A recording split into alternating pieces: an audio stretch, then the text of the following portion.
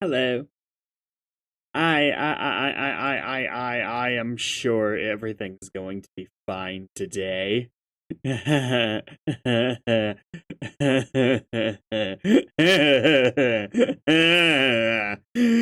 Beep, beep, beep. Oh, oh, good lord. Let's do this. We are on page 3462, and we're going to 3463 and seeing a smashed car. Hey, Ender King. I'm thrilled. Oh, John, take car. Are you sure you want to, John? This is why seatbelt safety should always be paramount. Remember to buckle up! As he uses the dad's modus. Proceed to castle.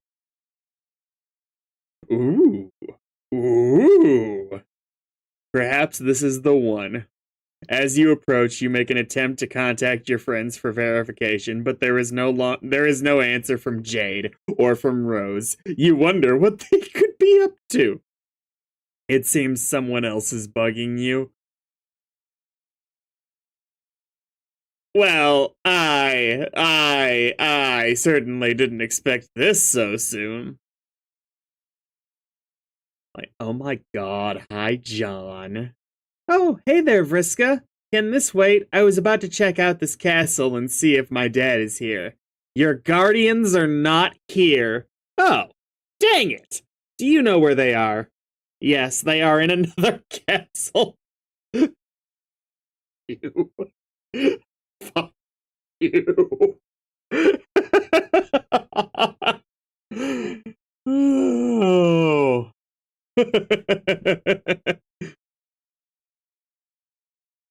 Like, oh my god, yes, they are in another castle. Don't worry, you'll find them later. Ah, how much later? In a while, man. Settle down. I am telling you that you will find them after a little more questing around in your awesome blue godhood. So why don't you relax and talk to me for a while? Well, okay, I guess so. Why don't you have your hood up, by the way? I mean, frankly, John's got main protagonist hair. What, you got a problem with that? Shrug. You look great with the hood up, and anyway, we should be showing a little pride as the only ones to make God tier, don't you think? Pshaw! I don't think of it as much of a major accomplishment, honestly. John, are you mad at me? No? Then what's the matter? Put your hood up, you twink bastard. I don't know what's her problem with this particular part. I don't know.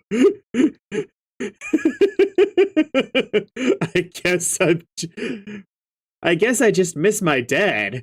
I was hoping he would be here, but apparently I won't see him for another few hours or whatever. If this is what you see in the future, then I guess there's no fighting it. Blah.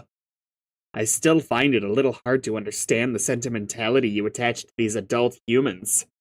It just seems so to be fair, Vriska, I think you fail to understand the sentimentality anyone attaches to anything. It just seems so strange to me, but hey, that's alien culture for you. Yeah, I know. I guess you just have to think of them the way you think of your Lucius's. Lucy? Yes, sort of. Except I never liked mine that much. Even after I prototyped her, things were pretty chilly between us. I spent most of my adventures avoiding her. That is too bad. John, are you sure you're not mad at me? No, I'm... What? You're not sure? Oh. Yeah, I see. I was like, oh, this conversation's taking another turn. Oh. Why would I be mad at you, Vriska? Because I tricked you into getting killed! Twice, I think. Wasn't it twice? Oh, right? Right. I actually almost forgot about that. Would it help if I said I was sorry? Why would you need to apologize, though? Homestuck out of context. Oh, so a bit of context, eh?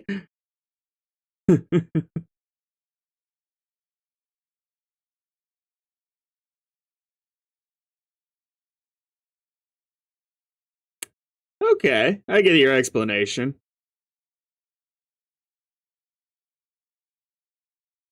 Alright. I imagine that if you get really deep into the lore, you can sort of figure out someone's whole deal just by looking at their outfit. I imagine this is going to be more significant later after we learn more about the class and aspects.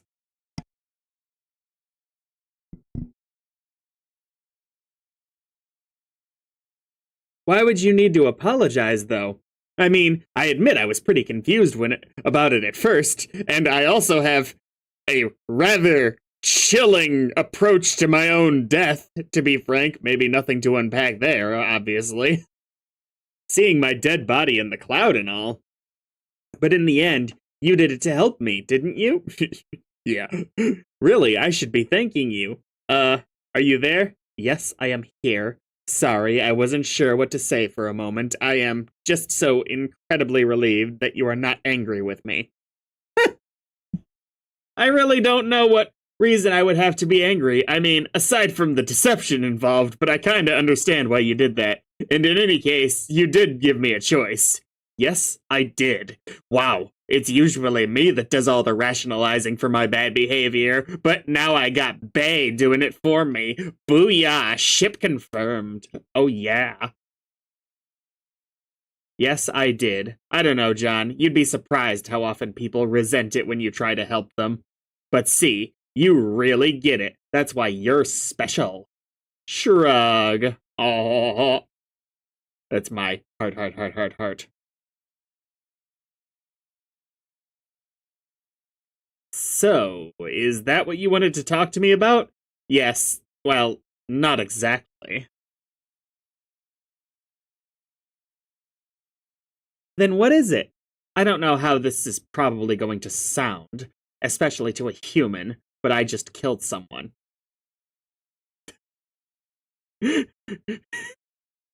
John be like, I've killed like a million someone since I started this.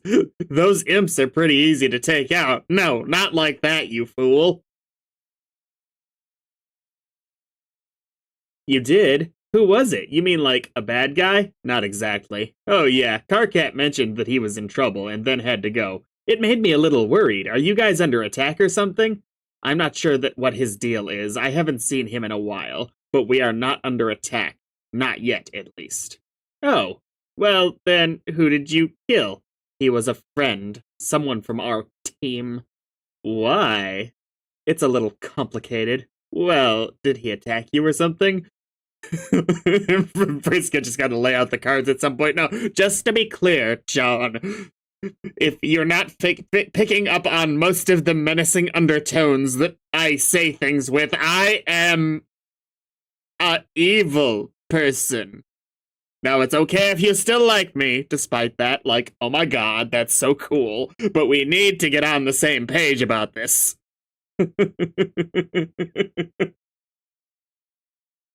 Can we, by the way,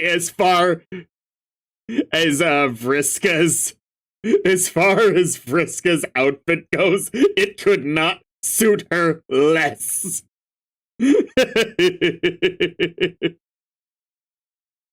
or her aspect for that matter. Spider getting the aspect of light. Obviously intentional contrast.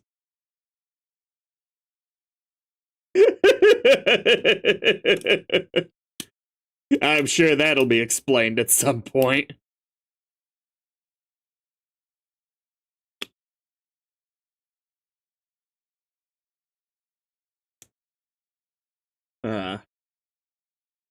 Yes, but really, That's not why I killed him. He was no match for me, and I could have just incapacitated him or flown away or whatever. The truth is, I killed him because at the time, I thought I wanted to, and sort of felt like I finally had to. Why did you have to?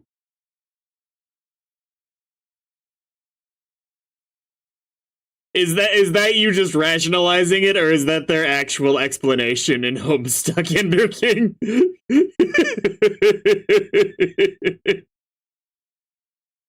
Or does she literally have the Vox mentality? Which she does have the mentality, but is that the thought process? Is it's like brighter than the heavens and the skies above, going supernova in the eyes of God. Oh God.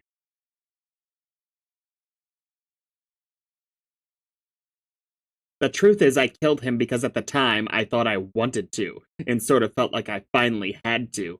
Why did you have to? Question mark?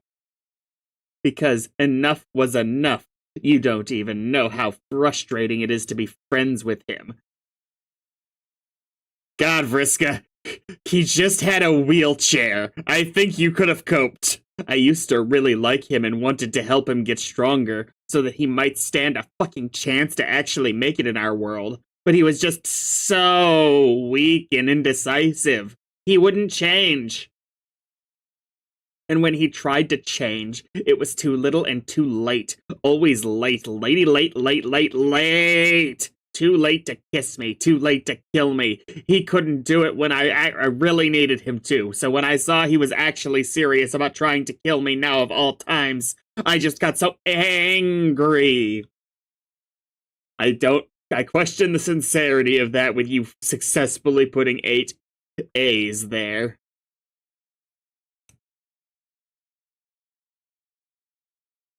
I am still a bit upset thinking about it, so I killed him.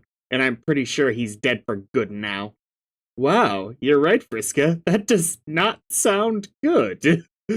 I know our races are completely different, and I really hate the idea of you thinking worse of me because of this, but I don't have anyone else to talk to about it.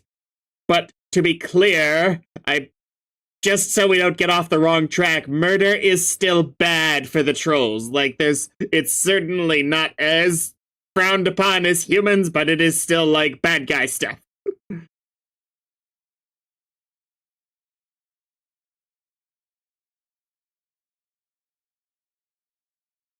You don't? What about all of your friends? I bet Carcat would listen. That is the meanest thing you could have said right now, John, to both of them.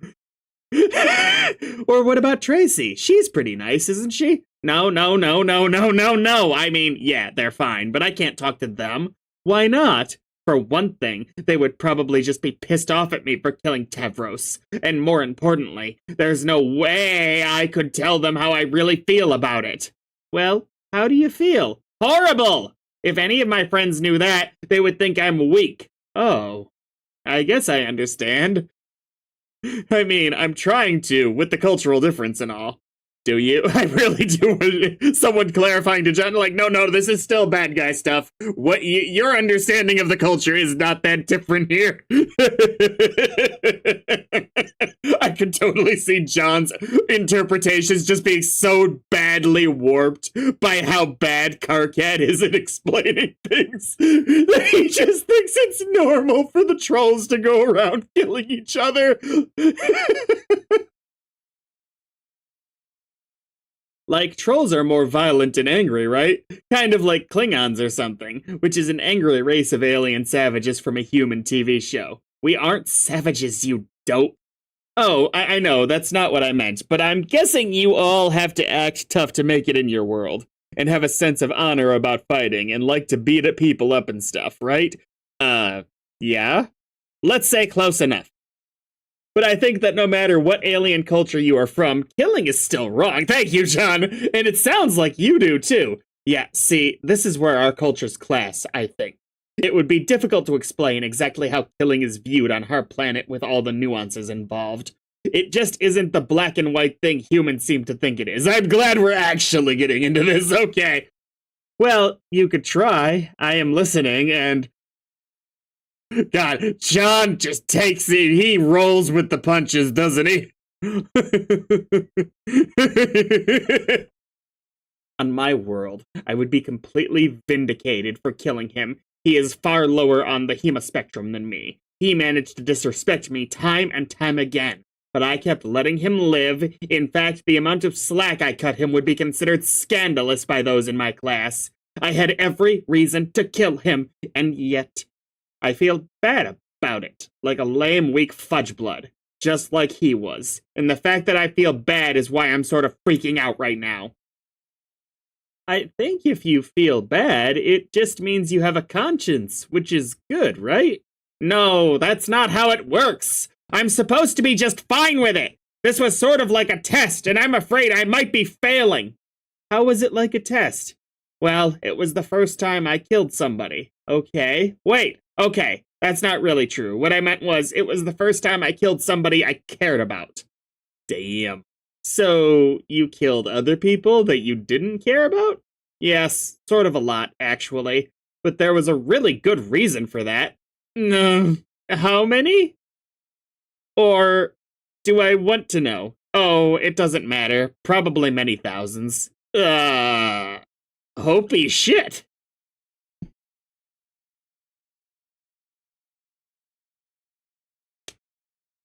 God. I don't know.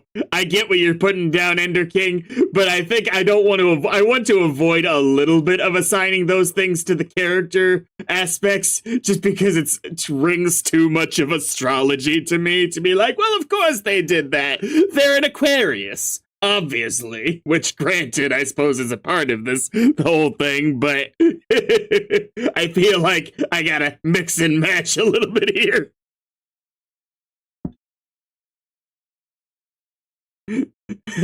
God, I know how this sounds, but I had to feed her. My Lucius, I mean. I've basically been playing this role as a slave in the food chain my whole life. It is what she selected me to do. I guess that is why you didn't get along with her? Hell yes. I see. Still, that is a lot of killing. Jesus. Yeah, but I never felt anything about it. It was just normal life for me. But then you finally kill the guy you liked and not so cool anymore? Yeah. Oh, okay. That's not quite right. He's the second person I cared about who I killed. Man, I always forget about her. Yeah, because she stuck around after the fact. I guess she wound up getting me back pretty good, though, so we're even. Oh, also, technically, I attempted to kill that same guy around the same time, but I just wound up paralyzing him. Oops, ha. Even John's starting to be like, wait, she might actually be a bad guy. Oh, opens up a chat log with Carcat or somebody. So, I need a couple morality questions for you. Need to know where I'm estimating the trolls at.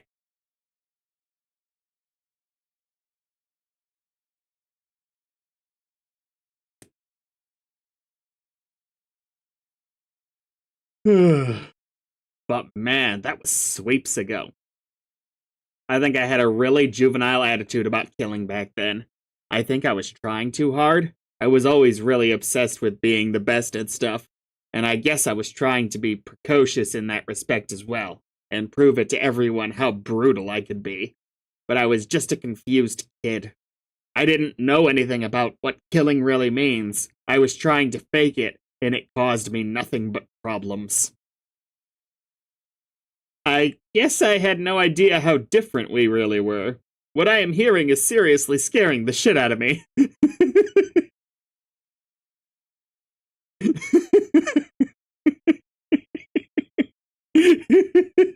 I'm just thinking Frisca was a representative sample of her species. It'd be like if we sent Mike Tyson to another planet. No one would fuck with humanity.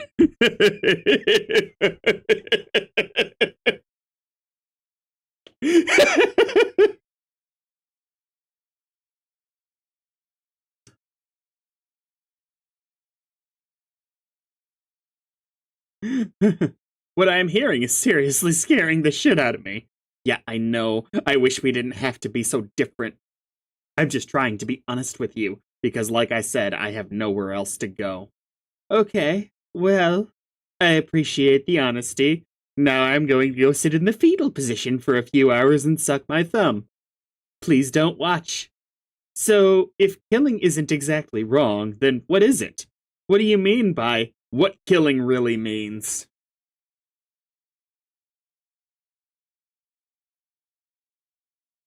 It means you get to have fabulous, fabulous hair. The best, perhaps, of any of the troll species.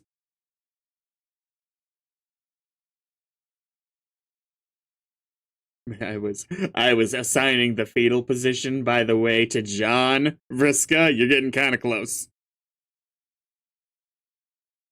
I have to admit I don't actually know that much about humans either. Other than that you are all pretty soft and mild-mannered and seem to be friendlier and think killing totally sucks. I really have no clue what it means to grow up as a human, though. But I do know what it means to grow up as a troll, and what's expected of us. What does it mean? When a troll comes of age, you better believe it means they're going to start killing. It's what we do as a race. We are very effective conquerors, and as such, we practically dominate our galaxy. Or used to. Yeah, that's still not killing other trolls. It's gotta be a different thing, surely. Or even if it's still not as. Even if it's still different from humans. Or used to. The ones that don't learn to be ruthless, they're better off dead. DEAD, dead. I capitalized it. Scary. And the reality is, it won't be long until they are. That's just life for us. That sounds terrible. I would like to be culturally sensitive, but I wish it didn't have to be like that for you. I have started to really like you guys. I can't start hating you now. I don't have many friends. Well, thanks, John. That's nice of you to say, but let's face it, it doesn't fucking matter anymore since our whole race was wiped out. Maybe for the best when you think about it. But at least Paradox Space gave us some purpose before, wiping us out, right? At least we got the chance to create you guys, and all those twinkly stars you used to look up to. Yeah, that's true. So because we got that chance, it means we'll never actually get to come of age and enter troll society, and see if we got what it takes. But that doesn't mean we stop growing up. I think that the game knows it's always going to be played by kids, and it always rigs it so they enter right around the cusp of sexual maturity, whatever the race is. Which kinda makes sense, since if they succeed, they've got their whole lives ahead of them to do whatever the hell they're going to do in their universe, like start repopulating and whatnot. That means the game also knows it's got to deal with all these damn kids who are coming of age while playing it. I really think how successfully they mature is tied to the success in the game. It challenges the players in all the ways they need to be challenged to grow, which is different for every individual and very different for every race. I don't think we were so hot at that aspect of the game.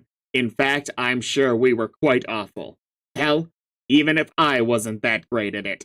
Honestly, just kind of fell ass backwards into the god tier, to be honest. Yeah, me too. But what really gets me is that this didn't even occur to me until just now, while I was sitting around thinking about it. It was so obvious. What?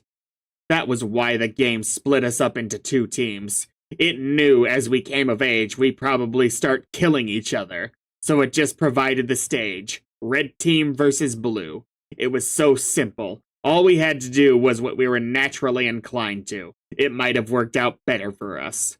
I don't really see how you guys killing each other would have helped you play the game better. Would help you play the game better.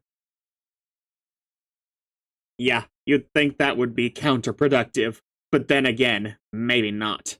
If we really did take the team thing seriously and started killing each other, maybe it would have meant more god tiers? Maybe all of us would have made it? Damn, can you imagine? We would have breezed through the game even faster, killed the king without a sweat, maybe even claimed the reward before Jack even showed up. Or if he did, Maybe we could have beaten him then and there instead of scurrying off like cowards. In retrospect, we failed at this so spectacularly. I am amazed and kind of ashamed. It turned out that the only one of us with the guts to kill someone was already dead. And boy, did I have it coming. Dead? Dead? Yes, she was a ghost and then became a robot. Then she became 1,000 robots. Then Jack killed them all but one. Then she blew up. Oh, and she also had that exact bizarre laptop you are using right now. How weird is that? Gosh, your team is so crazy. Not crazy enough, apparently. Actually, this is probably Carcat's fault. I mean, I think she would have said that regardless of what the truth is. Always gotta get in a dig at Carcat. How? When it comes down to it, he was probably too good a leader. He actually did manage to get the two teams to work together toward the same goal. by mutually making everyone hate him more than they hated each other. Yes, it could have easily deteriorated into a feud otherwise. He was just so loud and annoying and obsessed with leadership, he wouldn't shut up. So it was just easier to go along with his plans. Huh. Yeah, I can see how that could be true. He sure kept us working together, but in the end I think we paid for it. It wasn't natural. Pretty fitting, really, since he's kind of a freak himself. He's not even from the hemo spectrum, the weirdo. I really doubt he would have handled it as a leader if the shit ever hit the whirling device. He likes to pretend he's all vicious and bloodthirsty, but I know he ain't got that in him. I have a sense for these things. He'd be so pissed if he heard me say this, but I think he'd better yeah. Troll speak, Alternian time. But I think he'd cut it better as a human than as a troll. You probably mean that as an insult, but I think of it as a nice compliment. But I won't tell him you said it. Oh, Tracy message Carcat. I thought it was John message Carcat. I won't tell him you said that. Hey, yo, bro! I got all the tea.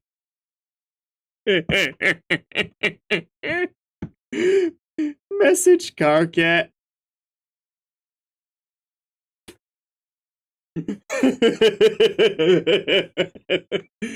Oh my god. Oh my god. Oh.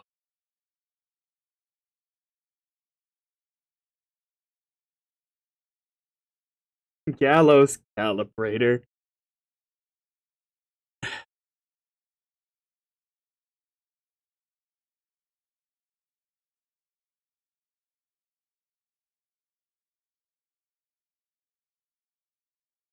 What was the voice I was doing for you? I think I switched away from the whole transatlantic thing because it wasn't really suiting. It was like a similar oh my god type thing, but like more like oh my god, oh my god, oh my god, oh my god, oh my god, oh my god. More bad news! Carcat, more bad news! It says you didn't get my message. You didn't block me or anything, did you? Where are you? I lost my glasses, but I am back at the computer lab, and there is no one here except for another murder victim. She got peppery this time, and maybe Kanaya too. I don't know. Do you know about this yet? If you get this, please be careful, Cargat, wherever you are. I'm afraid Vriska has finally gone completely out of control. Do not try to engage her. She is too dangerous. She is now my responsibility. Only I know how to deal with her. Warn everyone else to stay away too, if you can. Why won't anyone respond? What the hell is going on here? Sigh. God damn, how am I going to do all this? I guess I can't put it off for much longer. Why can't you answer? I could really use someone to talk to about it. Oh well, just don't let her drink your blood. It's all mine, remember? It's all mine, remember? Carcat, examine equipment. You reflect on your prior experience as the team's ectobiologist. It seems like you were doing something so important at the time. It seemed. Finally, everything made sense. This was why you were here. But what was the point? You are all clearly going to die the most pointless deaths possible. Everything you believed about your destiny was meaningless. You wish you never pushed those buttons and hatched your team out of all this goddamn slime. You are no ectobiologist. If only there was some other title more befitting of the true discipline you practice. In the death sentence given to whatever you do the disservice of creating, you can't think of one, though. And what about the other 12 wigglers you spawned? Who were they? Probably further proof this was all meaningless and random.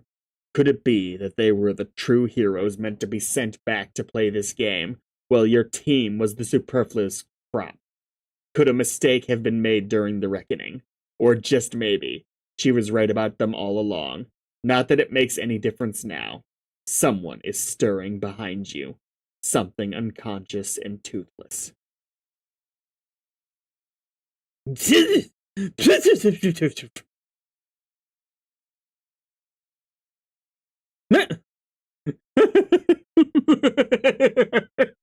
I'm sorry, John. You have protagonist hair. You with the hood down works.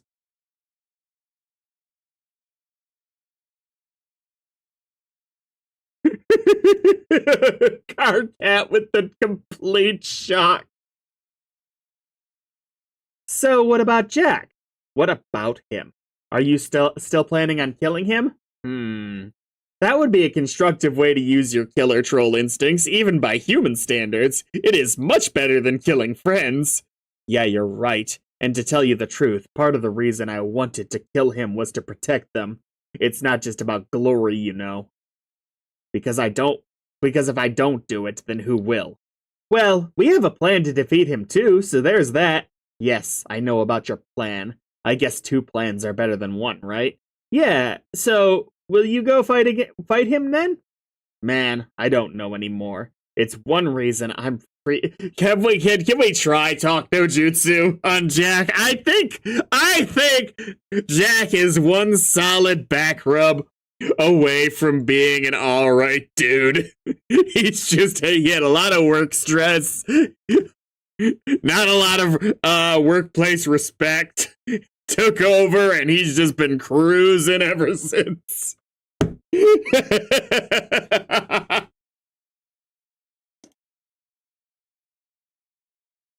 We just gotta bring the full spa day treatment to Jack Noir and everything's gonna be fine.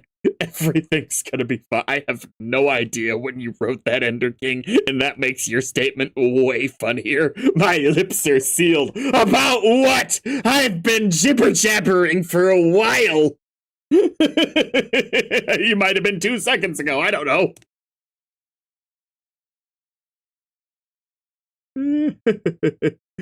All right. All right.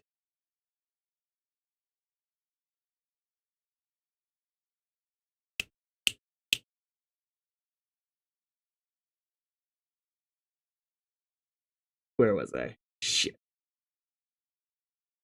Okay. Man, I don't know anymore. It's one reason I'm freaking out about this. About feeling bad about a simple, perfectly justifiable killing.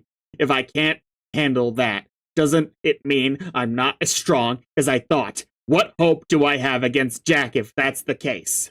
For whatever it's worth coming from a human, feeling remorse doesn't make you weak. I bet you are still really strong. Also, have you tried putting Jack to sleep with your powers? Because it would be hysterical if that worked. Like, we just take the ring off him. he wakes up in a cell like, ah, shoot. Ah, nuts. They got me again.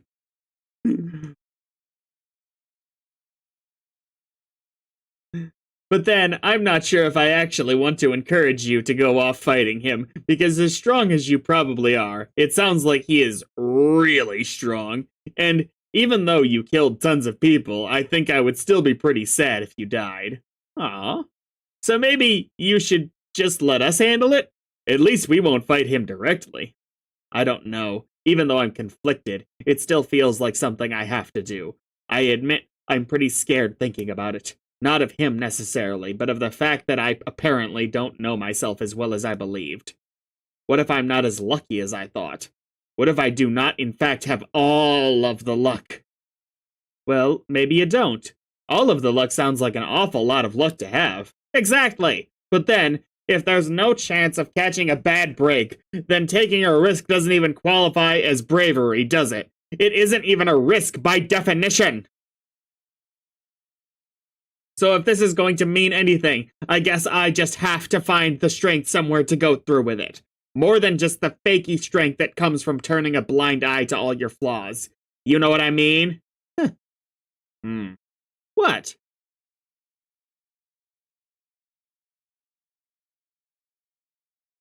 I won't worry about it. I won't worry about it. You know how I said I couldn't relate to the attachment you have for your guardians? Yes? Well, I guess that isn't completely true.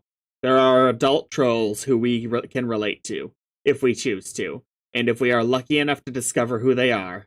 But it is not really in a familial sense, at least not socially speaking. The way you understand family, they are more like figures of legend, who are said to have more in common with us genetically than any other troll. But we can never meet them, of course. Only look up to them and follow in their footsteps, because they died centuries ago. Like ancestors? Yeah. We are each supposed to have one? The math ain't mathin', Vriska. And if you believe the lore about it, your destiny will be tied to theirs. You will find clues pointing to them and who they were, but you will only notice them if your eyes are open. You then can choose to take up the life they left for you, and if you do, they will always be looking out for you and guide you in finishing what they started. Wow, that is kinda neat. So do you believe? I don't have to believe. I am absolutely certain it is true, and I know who mine is. I have been doing my best to honor her legacy for most of my life. I even named my role-playing character after her. What can I remember? No, probably not. I'm gonna give it a second, though. It's something edgelordy. What is it? She gained all of the levels. All of them? All of them! How did you know she was the one? Because we were dressed exactly the same. It was uncanny, really. We both had the weird little, zodiac symbol on our chest. It was crazy. It was before I even ever started gaming, or rounding up other kids to feed my Lucius. I was nearing the age where I would be expected to feed her, and she was starting to get so big that she would have to crawl out of the cavern soon, no longer able to feast on stray wigglers she caught in her web. It was kind of an intense symbiotic thing, a particularly demanding Lucius Troll relationship. Like, oh my god, and only really strong kids are supposed to be able to handle it. So, of course, I was terrified of the responsibility looming. I really didn't think I would make it. I was sure I'd fail, and my Lucius would either get angry and eat me, or she'd just die and then I'd be cold. But then I saw a shooting star one evening. I tracked down where it landed and found a chest with my sign on it. A sign is the insignia we must wear, specific to our class. Wait, no, I was joking. I was joking. No, I can't be right. Each class has a huge alphabet of signs, so when someone shares yours, you know you have a lot in common. I was so excited to see it. What was in the chest? What's in the box? What's in the box? It was the knight from Deltarune? I admit I didn't see that coming. It was her journal. She documented all of her amazing adventures as she sailed around the world, commanding a notoriously deadly fleet of gambligants. It was so thrilling reading it. It really felt like she wrote it just for me, like she was talking right to me.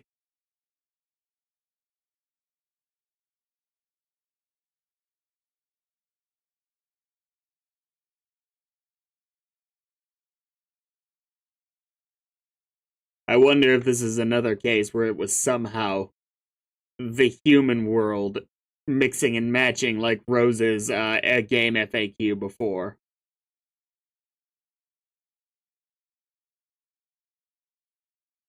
Hmm. It was so thrilling reading it. It really felt like she wrote it just for me, like she was talking right to me and telling me how to be like her. She even left notes on where she buried treasure and stuff, which I followed later when I started role playing. I almost said that very wrong. I found her dice that way, and so many other great things. Learning about her gave me the strength and confidence to do what I had to do. That is a pretty exciting story. So then, your great great great great grandnana, or such, was some kind of troll pirate? I mean, pirate? Yeah, and that's not all. Not that I really needed to prove to me that she was my ancestor, but that's exactly what happened while playing this game. It turned out that in addition to creating us all in the ectobiology lab, Karkat created our ancestors too. But he never believed in any of that, and just thought they were random extra wigglers serving no purpose, the stubborn jackass. The more common bloods are less inclined to give a shit about that kind of stuff. Legends and tradition and all that. Those in the upper classes like me put more stock in it, and rightly so. You say common like Karkat doesn't have literally the rarest blood of anybody we've seen. Notwithstanding humans, of course. Now that you mention it, it really sounds like our situations are not so different. I've never heard the good guy drop that "we're not so different, you and I" line to the mass murdering psychopath. Like, can you imagine the scene in reverse on top of the New York skyscraper with Spider-Man to a beaten up Green Goblin? "We're not so different, you and I." Green Goblin's just like, what? This shouldn't be working. We're not so different, you and I. I created our guardians in the lab too, along with the four of us, and when you think about it, I never even knew my Nana. She died before I was born, or, before I created myself and sent baby me back in time, I mean. So really, she is my ancestor too, and it occurs to me I'm my own father.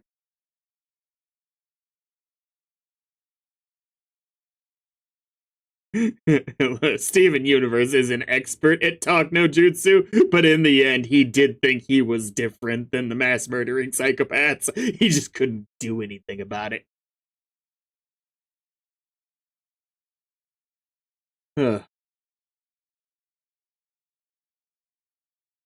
So really, she's my ancestor too, someone I am connected to genetically but never knew. Oh yeah. Wow, I never thought about that. And even though I never knew her, she definitely helped me when I was growing up. I followed in her footsteps and became an incredible prankster. That is an admirable calling, John. Every bit as dignified as the path of the Marquis. I even had a book I learned a lot from, too. The book was sort of... Oh, we're getting into the book now. The book was sort of a family tradition. It was written by an even older ancestor, my Nana's grandpa, who was only the most legendary prankster of all time.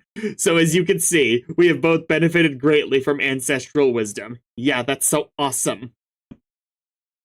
I think it is nice to see that when you take a closer look, we have a lot more in common than we first thought. Technically correct is the best kind of correct. I agree. Haha. Oh man. What? I was just thinking about your life on Earth. You had it so easy. You don't even have to go hunting for clues about your ancestors at all. There was a picture of her hanging right there on the wall of your hive. Mystery solved! Yep, also her ashes were there too. I don't know why, but that is just so funny to me. Being a human, even though you're also weak. But maybe it's okay to be weak, if that's what's normal. Yeah, it's pretty great actually. I highly recommend being human. I really thought she was gonna be like, yeah, it's pretty hardcore keeping the remains of your dead sitting in your living rooms. That's wild, bro.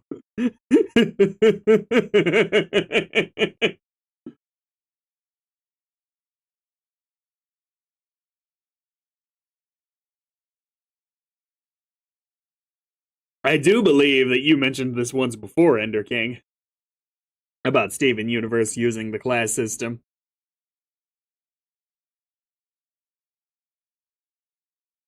Crazy. Finally! I was starting to think I was the last one alive! Have you seen Carcat? No. But I sure as hell heard him. I've sure as hell heard him. What does it mean? Why are you typing like this? It's very odd. It means that I'm blind now. And I need advice. You're the resident blind expert. So do I need to start licking things? Is that how being blind works? Do I need to, like, start talking about justice and playing with dolls all the time? Is that how being blind is? I'm sorry. You've been my only example of this. And yeah, I'm just gonna assume yes.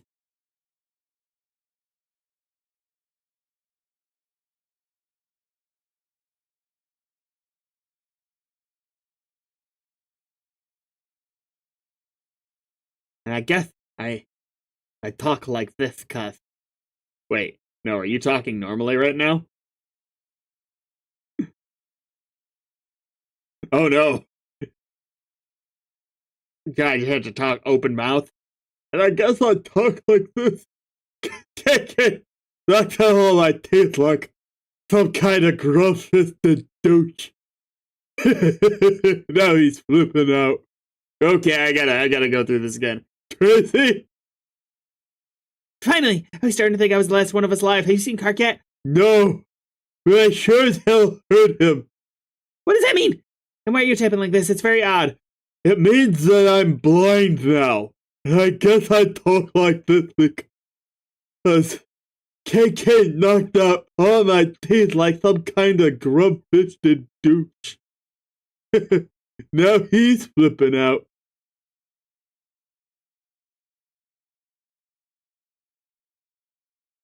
I'm relieved to you and here. Are you okay? I was getting kind of worried he wouldn't answer. It's like he wants to talk to you. But I was hoping to talk to you a bit first. Hope you don't mind. I guess I know he minds.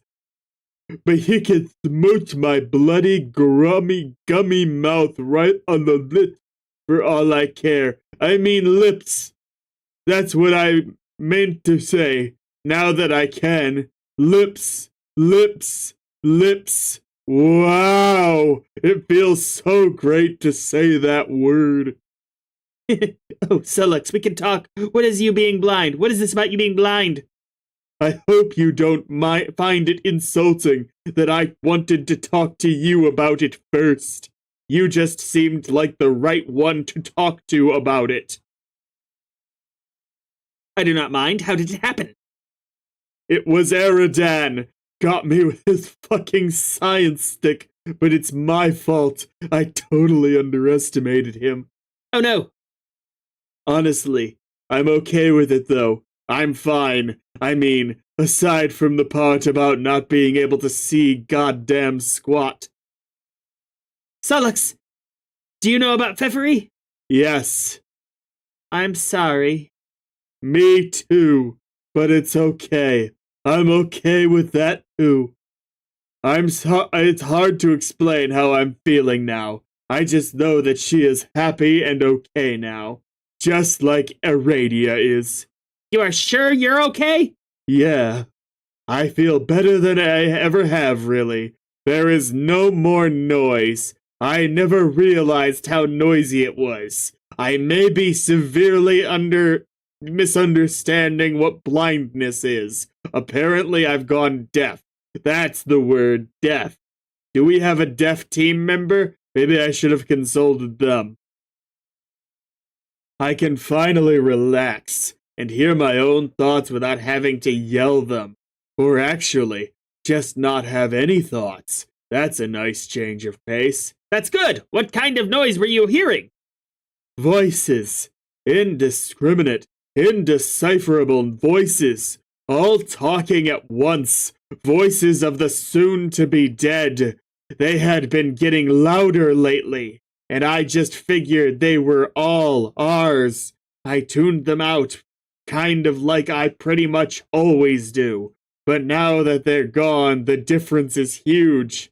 I mean, wow. Maybe since they're gone, it means we won't have to die anymore. I had completely forgotten about the voices of the doomed.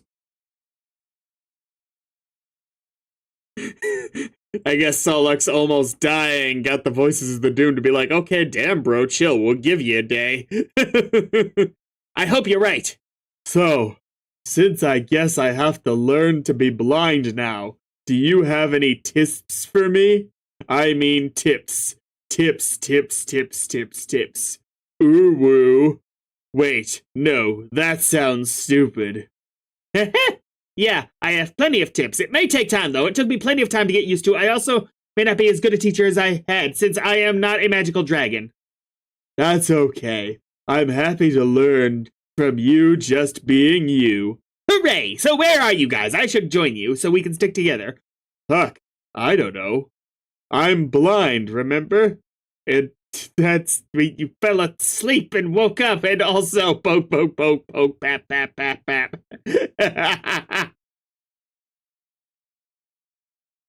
Ha!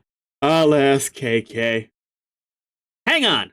What? Something is going on! I smell something in here! What?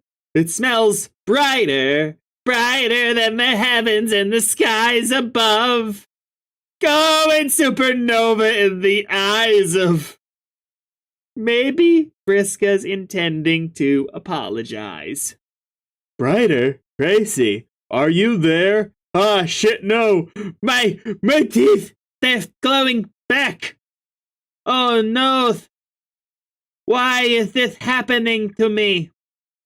No! Resist, Dave, resist great urge to play Bros Xbox. Feel like we might be shifting the tone a little bit here, but okay. Is this like Andrew, like, okay, we need a chill panel real quick?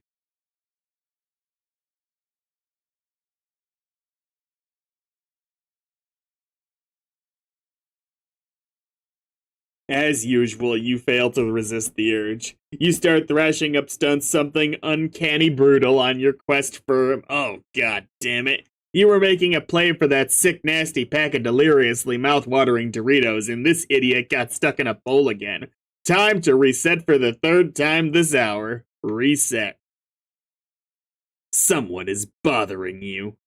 Dave, answer.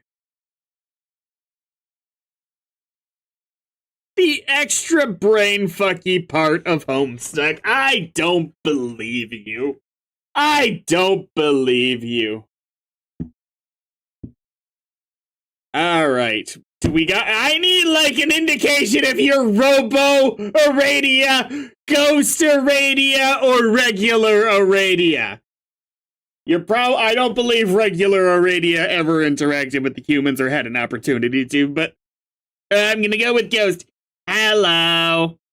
Hey. I think it's absurd I never introduced myself to you in all that time I spent moping around the lab. I guess I wasn't in a very good mood. Hi, Dave. My name's Aradia. Dude! Christ, you're a fan of my websites, aren't you? What asshole gave you my chum handle? Also, what was your favorite thing I did you liked? And what did you think was so great about it? Also, ASL? Why are you asking if she's deaf? What? I don't, what?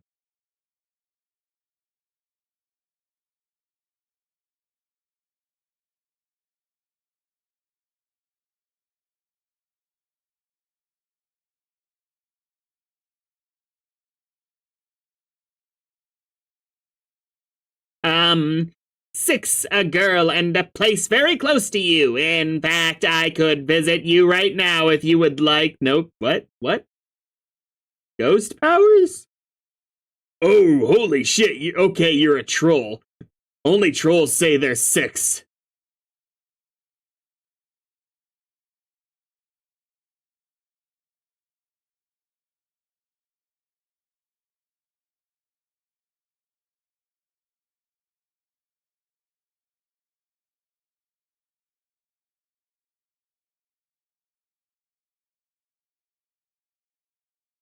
Okay, when you said it was going to be a brain fuck, I didn't realize you meant because the actual conversation would be confusing.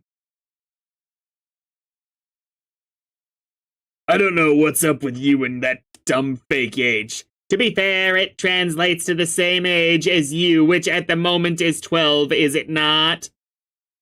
Makes no sense. Bye. Understanding disparities in the flow of time should be easy for people like us, let alone understanding disparities in such pedestrian things as units.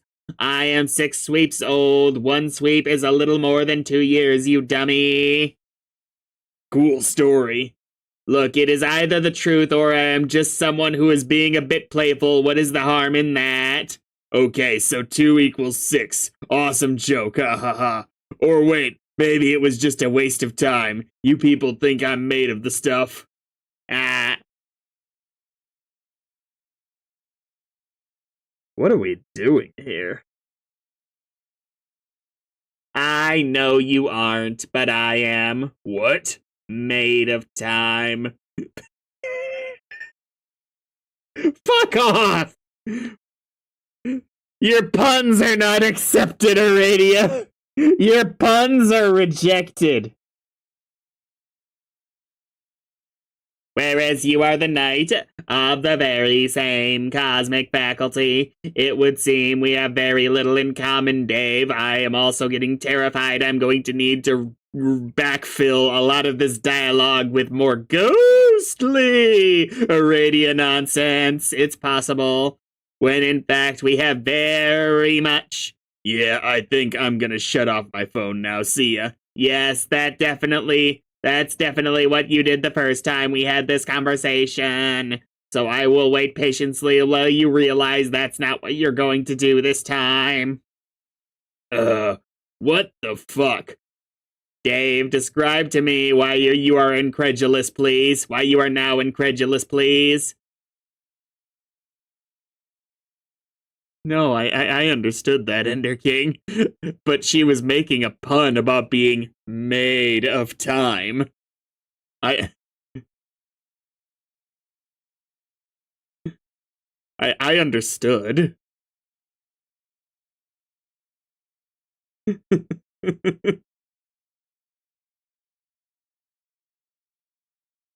Oh, I lost my spot.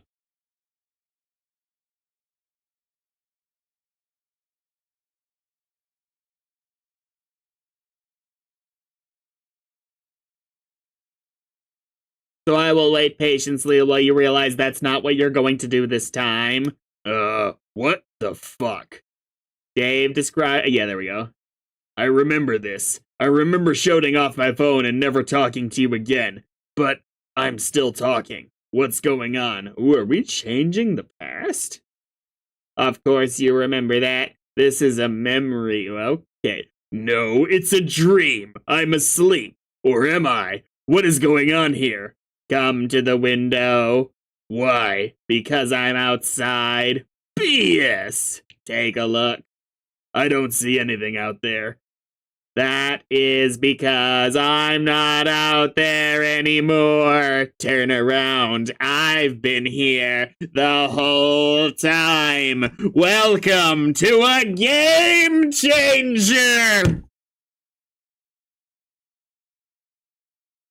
Oh, I mean, don't get me wrong, I've forgotten my fair share of Homestuck stuff, Ender King, but it's literally this page where they said what they are. Like, I can keep up that much. I'm not that bad.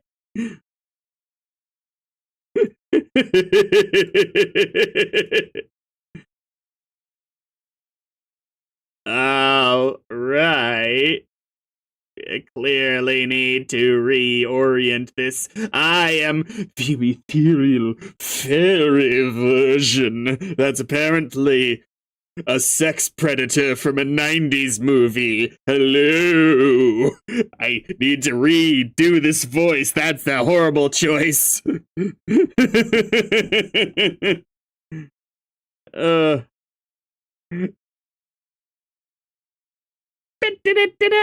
Oh, sup. Looks like you're a fairy.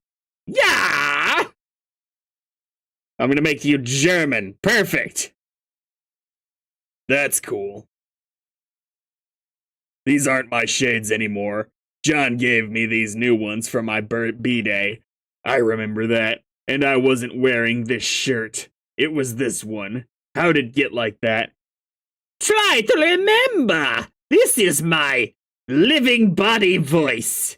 It is nothing like my other 3 voices. I can't. Wait. I wasn't wearing this actually. Just cycling the shades. I was wearing this suit. No, wait, it was a black one. Are you sure?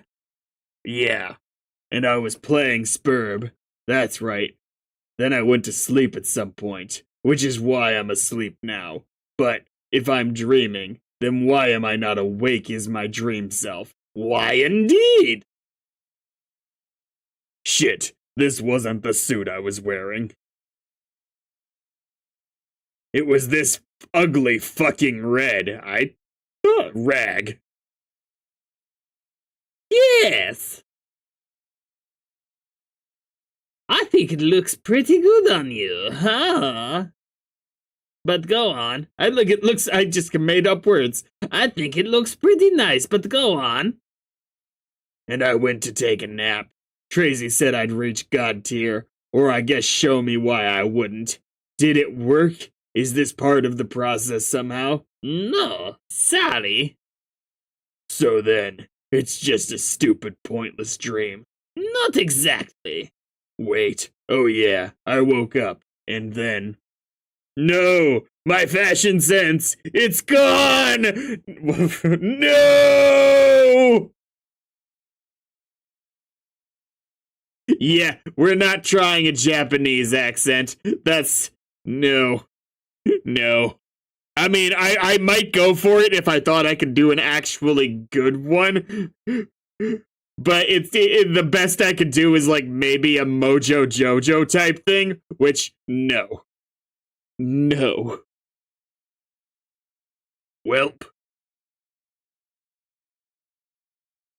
So then, I'm dead. Yes. Then this isn't a memory or a dream at all. It's the afterlife. Yes and no. Yes and two no's. It is the afterlife. What that is happening now is taking place in a bubble, which is accessible to the living through dreams under the right conditions. And it is also your memory. The entry point for any bubble is always a memory. Either a memory of the dead or a memory of the living dreamer come to visit. But once you realize it is not just a memory, what happens next is up to you. Okay, what is going on over here then? Is this some disturbing ghost hallucination? Should I start slapping myself or what? No, this actually did happen. I don't remember this. That's because it isn't your memory. This is Alpha Dave, the one who chose not to take the nap which led to your death. Fuck, lucky bastard. So then I guess Tracy tricked me. Did she? Didn't you ask for this? It would have been cool to know if picking one option would definitely kill me pointlessly, so yeah. But I guess I kept giving her shit about it, and I knew she was kind of crazy and morbid anyways. So whatever. Is bro dead there? Evidently. Like in reality. Like that's a thing that really happened. Also, is reality still a thing that means something can... that be a question on the table too? Yes, yes, and yes. Yes, it can be on the table, and yes, reality still means something. And yes, your guardian did die. Well, damn it. What did I do wrong? Where did I go wrong? I didn't really think I was throwing French in there. It wasn't a good accent, but I don't think I switched to French. Aside from getting my ass killed in the most stupid way possible, Nothing. All is well and as it should be. what's he doing, Alpha Me? What should he be doing there if you were him? Oh, I can kind of get why.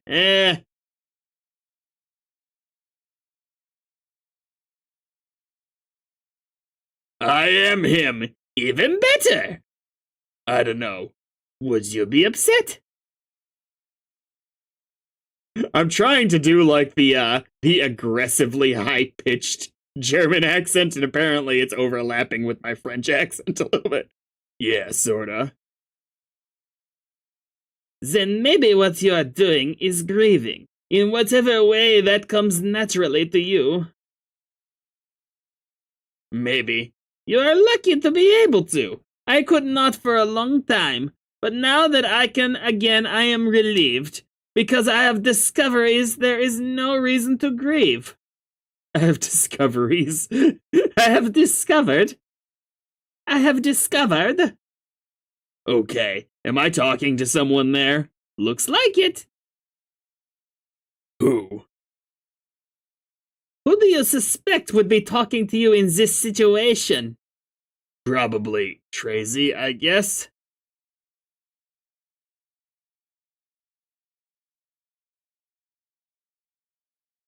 Maybe Zia's helping you through this. I don't know. Would she do that? You were helping her, weren't you? Was I? I think so. Oh, I think so. Think so. The living need each other's help, just like the dead do. Alpha Dave still has a long way to go, but still not at ease with his mortality. But people like us have to be. We have to be prepared for to die 1,000 deaths before our quest is complete. The master we serve demands it. So I'm just one dead Dave offered up to the time god. Pretty much. What about the other dead Daves? They were there too. Here too. In their own bubbles. You may cross paths with them if you wish. I think I'm up to my neck in Dave already, just being one. You like being up to your neck in things, don't you, Dave? Ah, I know the feeling.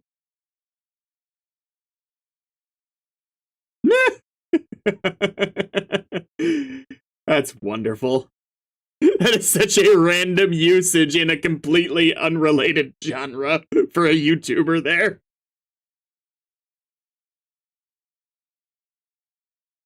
Still doesn't seem right, though. Why are you even here? Why are you even showing me this?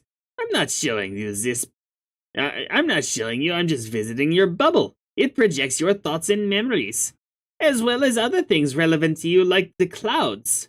Like the clouds in the sky. Yeah. Now we're going more Finnish, I think, or Swedish. Which one's that? Yeah. But like, if I'm seeing this, shouldn't I be able to do something about it? Or stop it from happening? Or, I don't know, like anything to keep helping my friends? What do I do? Nothing. None of this is your business anymore. It's time to move on.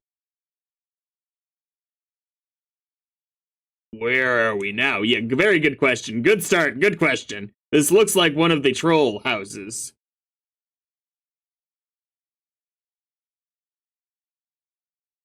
Oh, look, this was my hive. Oh, okay. Before it was destroyed. Oh, so this is the troll planet. Pretty cool, not really what I pictured. Like, good lord, the population density here is not great. Either there were very few trolls or this planet is huge. What did you picture? I don't know, it's more subdued. I pictured a lot more mayhem, like a bunch of trolls flying around in little grub pods, constantly screaming at each other through bullhorns shaped like buckets. Shaped like buckets may be a different problem. That's very silly and a little yeah, see? Ah ha ha. But actually, that sounds like it might have been like on some parts of the planet, too.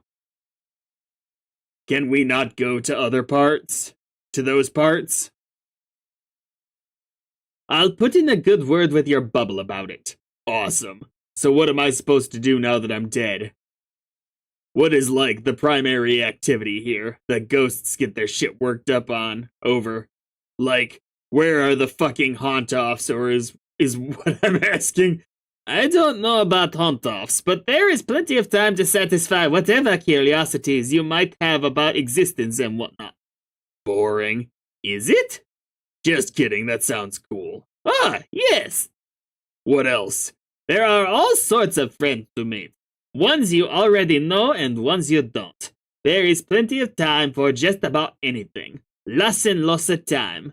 Enough time to understand that time isn't much of anything at all. It isn't? But time is my whole thing. Time is like a game. Just one fun game in reality's cupboard which is full of them. It's the one we are the best at. The best at. Well, other people are better at the other games. But when all the games are played, the games are played in the cupboard, everyone is about the same. And games are fun, but sometimes you don't realize how much fun you were having until they're all over. And sometimes you look back and realize for some stupid reason you weren't having any fun at all. Then you laugh.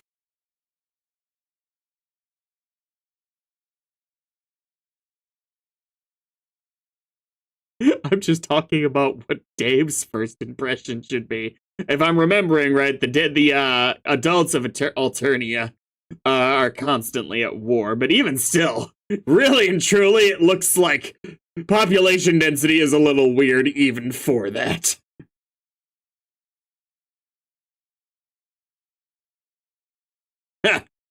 I bet you meant a whole lot less shitty than that. That laugh will suffice. Hey, want to see inside my hive? Oh, I'm sorry. That laugh will suffice. Hey, want to see inside my hive? Yeah, sure. Well, how about later? Not that that doesn't sound cool, but I kind of want to just go home. And I guess chill for a while, cause I guess it was all a bit much. If that's okay, I guess also possible. And I guess also possible. It is quite possible, and more than okay.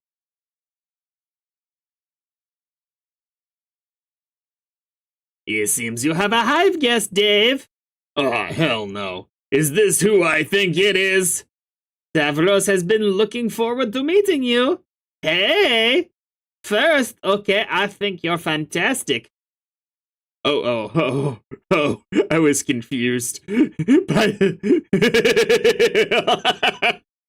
Funny your Tavros voice, though. Hey! First, okay, I think you're fantastic, which is to say, just an enviably cool guy who I admire. Let's put that compliment on the table where we can both see it. Holy shit. Looks like I found another point in time to bother you, when I guess you are more emotionally susceptible! Yeah! Dude. Are those sick fires you're packing there? You best not be bringing that fire into my bubble lest you plan on dropping that shit. Oh, brother! These are without any confusion to be noted as some truly unhealthy incendiaries. They are in above average need of medical attention. So in other words, just to complete the analogy, I hope you know a licensed physician! I am your general fucking practitioner, and doctor's orders are to shut up and burn down my goddamn office. I'll break your brittle ass like a graham cracker and well roast s'mores over the flaming debris. Have I made myself clear? Yes, and certain features of your pale anatomy may serve as the marshmallow ingredients needed for the molten snack. I will provide the fudge. I almost said smudge. Dude, Gross. So irradiate, just so we're clear. This is like a hell bubble, right? It's my eternal punishment to have shitty rap house with this tool forever. Is that it?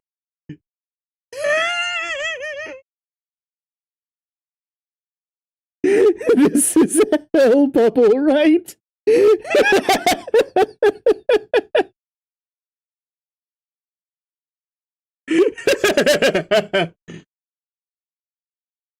Yes, you figured out the mystery. I guess I had it coming for a flagrant lifetime spent being unbelievably fucking incredible at rap and just about practically everything else, except not dying. You may think so, but then again, you have not faced Team Charge in a match of slam poetry, have you? Oh! Oh, yes! Just kidding. I'm no good at slam poetry. Haha, sorry. Oh! Oh. So he is dead? Looks dead? Yes, he's dead. What about you? You don't look dead. Are you dreaming? No, I am wide awake, and as I physically stand before you in person. So, you're not dead? Oh, no! Dying is a confusing thing in Homestuck. I am very much alive, and I intend to stay that way.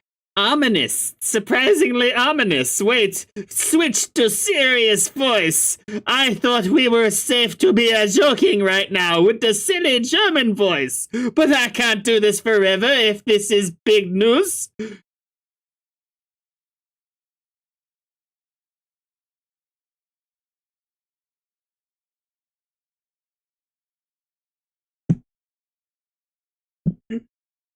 You know, I get why he does it, but Andrew Hussey too often cuts away as soon as something gets really interesting.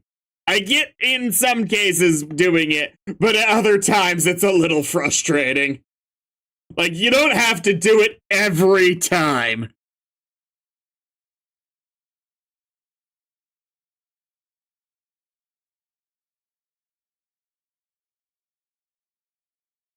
Okay, then. I guess I will get going. Oh my god, go where?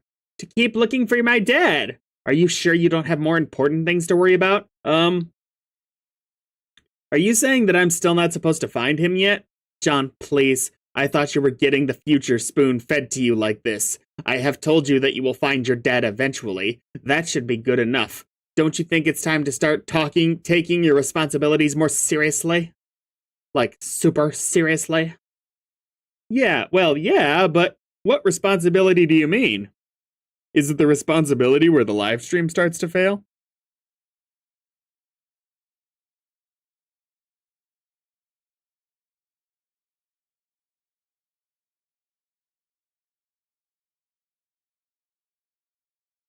I don't know what a keyframe frequency is, YouTube. Why are you making shit up? Is that just frame rate?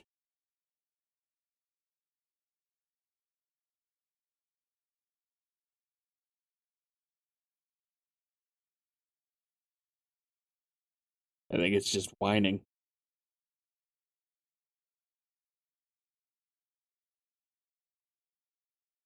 Oh well. I think I'm coming through fine. Oh well. I think I'm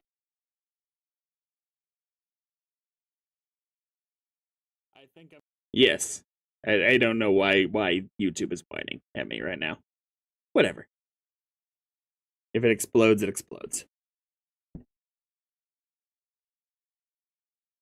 Well, yeah, but what responsibility do you mean? We just concluded that I am going to fight Jack. We're going to have a Jack off. And there is a possibility I will fail. He could kill me easily for all I know, but it's something I have to try. And if I do fail, your plan will serve as backup. There is a lot riding on you, John. On both of us. Okay, so you're saying I should go get the tumor now instead of putting it off? I'm not telling you to do anything, just reminding you of what's at stake.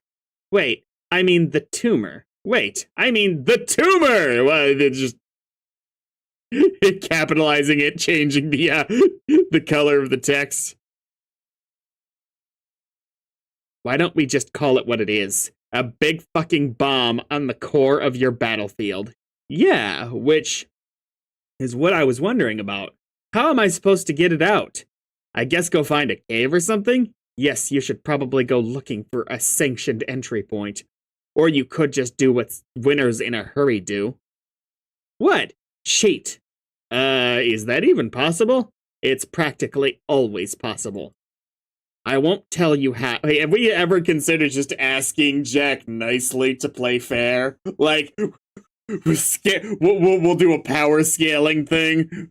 Like, not Marvel, DC Universe versus Mortal Kombat, where everyone can inexplicably keep up with Superman, and Jack Noir has to climb the tower of all of the Homestuck characters to eventually get to be the big baddie.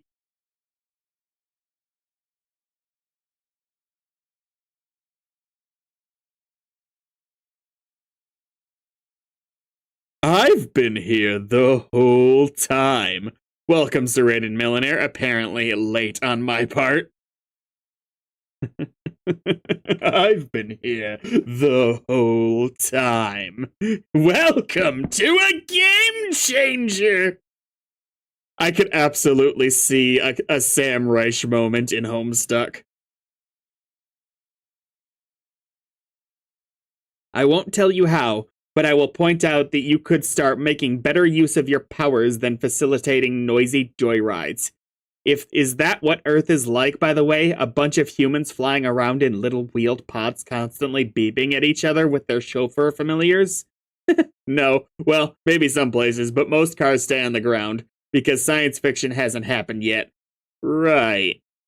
Right, John. Right. Sure. Anyway, I'm just saying it's time to do something useful and impressive with your powers. Deliberately for a change. You are a god now, remember? Yes, but all I can do is make a lot of wind blow around. How is that going to help? Use your imagination. That windy thing of yours is more versatile than you think. Alright, I will try.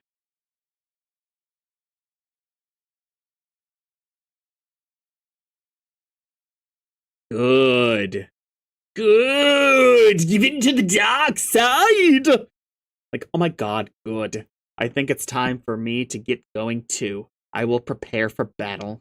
Oh man, I guess it's almost time for a badass sound page with amazing animation that's gonna move the plot forward so dramatically that no one could ever understand what's happening all at once. I guess if there is nothing I can say to change your mind, and it's something you really have to do, then I understand. But what about this? What?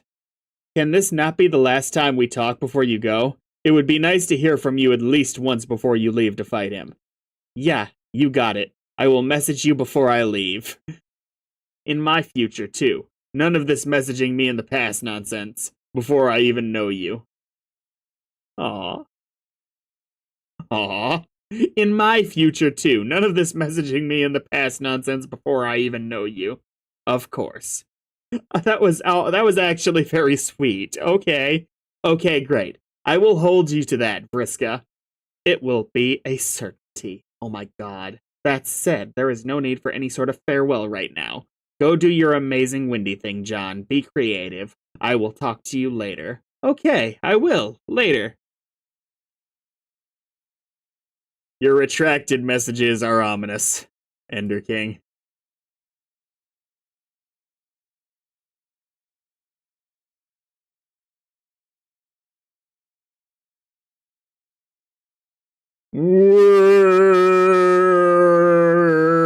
Honestly, it's not the tornado's not even spinning. The middle bit's just going back and forth. Like, this is how tornadoes work, right? Am I doing a good job, Mom?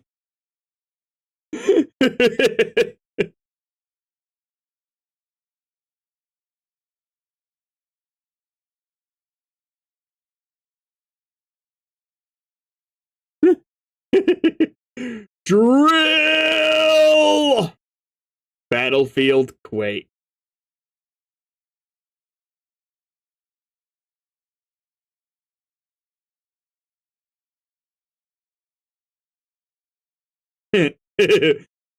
More wine for the lady. I've decided this is the voice for John's father. This woman sure does seem to like her wine. The gentleman has never met a woman quite so taken with the drink, or one as enchanting and beautiful, for that matter. Oops.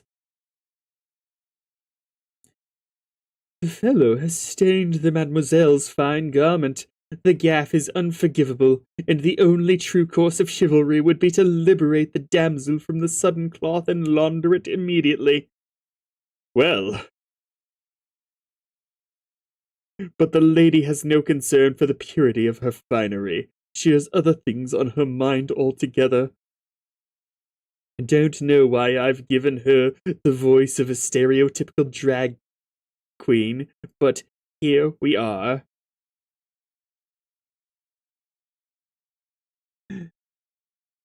Alright, the woman has never met a gentleman so strong and considerate and handsome. This is all for naught, with Dave's brother being dead. I don't care about you two together, I need all three of you together. It doesn't work if it's not all three of you. She cannot tell for certain if her intoxication is due to her 7th glass of wine or the contours of his proud, powerful nose and the sensual aroma wafting from his pipe. The man and the woman are at ease. They have everything because they have each other. They know that together they can make it through anything, whether trouble brings a bit of spilled wine on a chic lab coat or reduces the very castle beneath their feet to ruins.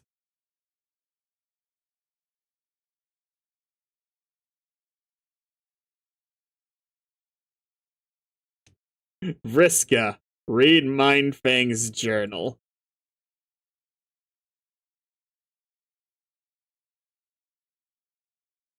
On the 14th, I don't know. Bye, Lunar? Yeah, we're in Vriska's. Okay, we're in Vriska's thing. On the 14th by lunar perigee of the second dim season's equinox, the orphaner poses a caligonous riddle like no other I've met. I am presuming him bothered by jealousy, and it would be sickening if it were not so marvelously amusing. But then, who but royalty? Oh, I see. I had to think of who Mindfang was for a second there. But then, who but royalty could have the finned cheek to show disdain for the manner in which his black lover conducts her red conquests? Less has accelerated Mika than I to homicide, and the violation would hold me aghast. Again, if his misgivings did not complement his so endearing arsenal of quaint flaws, it is impossible to stifle this grin even now as I write. He sure understands this as my maritime overlord. A superior, well, through gritting fangs, he would concede the expanse of my plunder makes his seem hardly worthwhile to trouble a map with good ink over. I know he understands. I will take what I want. I expect nothing less from Dual Scar, and truly less would offend me. Is it the crude blood of the suitors from which I have taken enjoyment recently? If his displeasure is with my blithe treatment of the social order, then he has either not spent enough time in the warm company of my indifference, or he is simply very stupid. I saw the look he gave. He's so secure in knowing I can't feel what's in his mind, he forgets the traitorous ways of his own face. His little looks are words to me. Interjections in our deliciously bitter repartee. First, a look as I summon a slave from the hold with such ease between my remarks. Why, yes, Dual Scar, they were the very slaves in your hold until but this hour. Another ship deployed carelessly, languishing in strategic vulnerability. Is this not our routine, our dance? What is this look, my dear Kismesis? Is it shame? Envy, contempt for what he knows will follow. Is this the lusty Argonian maid? I nod her over. She is fearful and makes her prettier. He scoffs without a movement or sound. I know there is disgust feeding the shadows in his corner of my block. At least prick her in the light, he surely thinks. Determine what vulgar hue she bleeds before persisting with your abasement, Marquis. Do try to understand, orphaner. Not knowing is the point, and if you truly understood this, your crusade against the Gamlegants would not be among our grand high blood's most uproarious punchlines. If only one truly needed to be so high to find it amusing. And so, not knowing, I take her will, but leave enough of it to enjoy her response. Her hands are in my service, but they still shake. They unfasten the first button of my jacket's waist.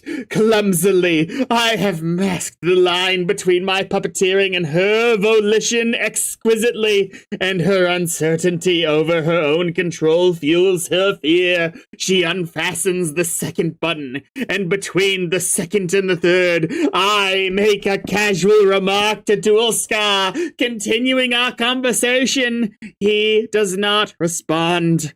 I look again at the face of my slave, imagining for a moment her mind is not an unguarded port to her every dread. I imagine I cannot feel her conviction that it's not merely a matter of whether she will be put to the irons, but how hot they will be if she fails to please. Poor thing.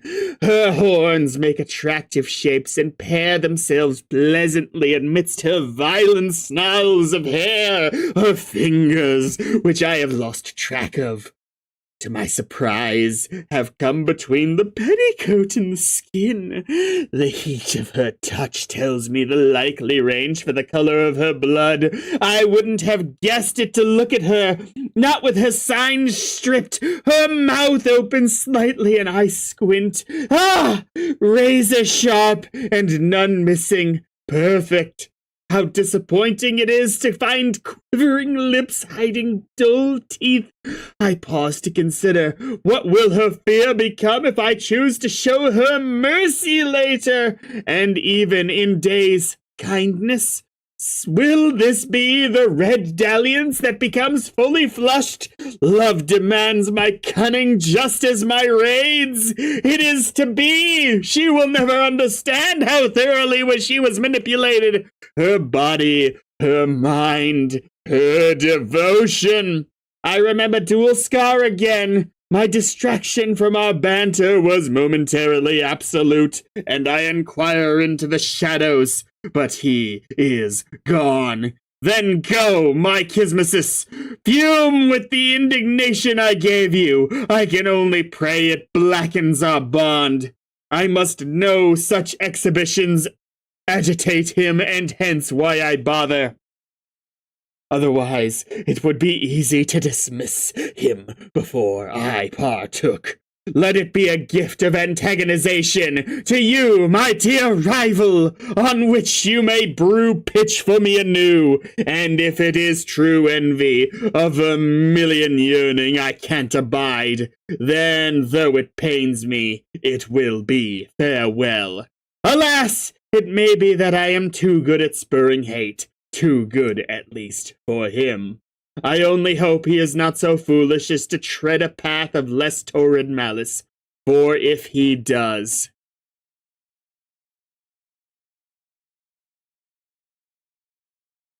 My suspicions have been confirmed. I am not grinning any more, Dualscar.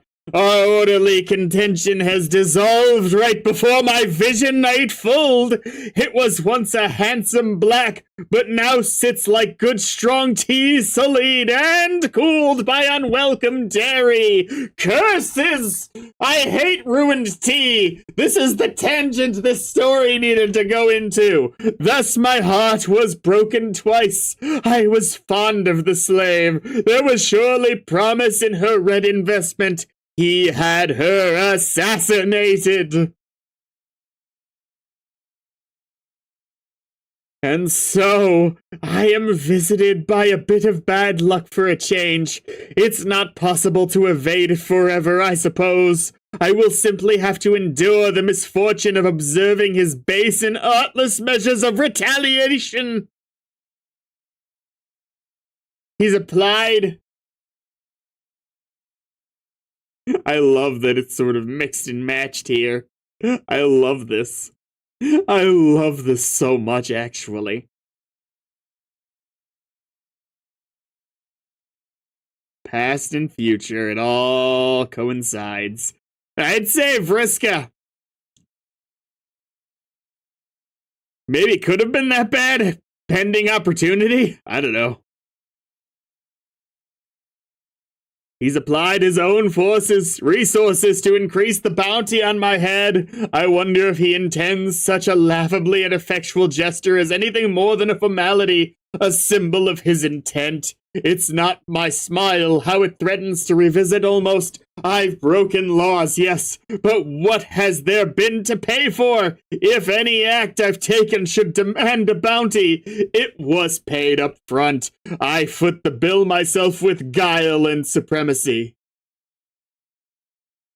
Honk honk, honk honk, honk honk, honk honk. If only my hoard were as bottomless as his desire to disappoint me. He is set on cowardice, deferring to others to settle his score. Doesn't he remember what he's confided? It would be easy to give the evidence to her imperious condescension, and he would be killed quickly for his unthinkable presumption, and he's taken a great risk harboring red ambitions for an empress who will never even know his name. Not that I'll sink to his tactics. But then, he feels safety in knowing this. My sources say he is en route. And he is. Oh my god, he's hot! I've learned Dual Scar has reported to that Grand High Blood all the intelligence he has on me and my fleet. It was information he'd guarded closely to protect her once mutually cherished rivalry. He couldn't let it fall into the wrong hands, lest another besiege me more effectively and cause me to wax for the usurper. Not that he'd raised that mast particularly high himself. All the shortcomings I managed to overlook for the sake of a lover. I would have enjoyed witnessing the entertainment he prepared to please the High Blood. His sense of humor was dreadful. It would have been a true miracle if he survived the appointment.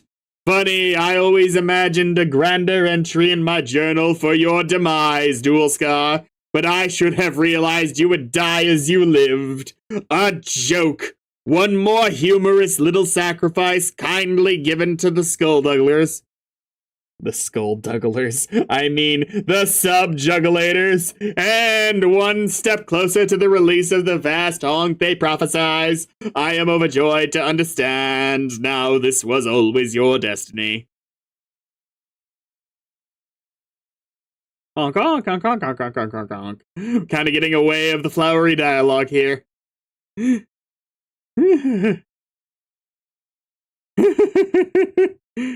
Why? What are we doing?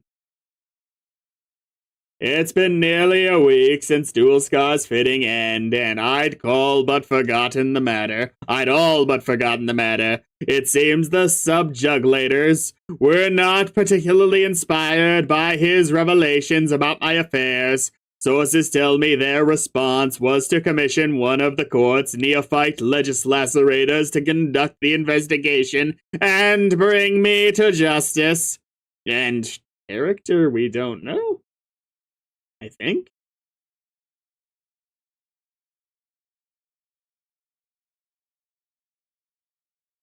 Neophyte Red Glare is reported to be quite talented, and is it Tracy?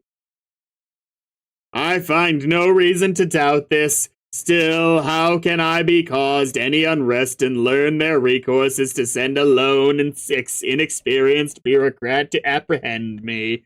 I cannot view this as anything other than a full concession by the High Bloods. They now only seek to maintain the appearance of pursuing me. Maybe they find my exploits amusing. I couldn't possibly disagree. Those rare moments when my superiors show wisdom come perilously close to restoring my faith in the social order.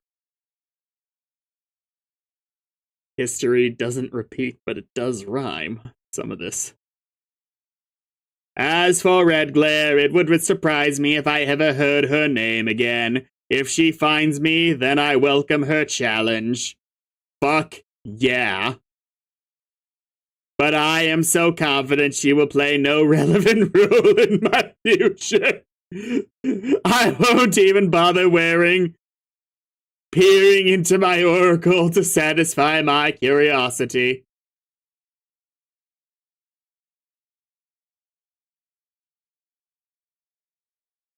Ugh. I'm planning on going for at least another 50-odd pages for the record. Little bit of a short stream, I suppose, today, but nothing too ridiculous.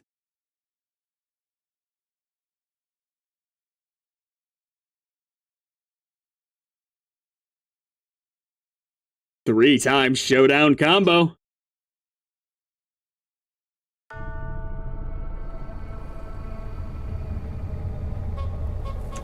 All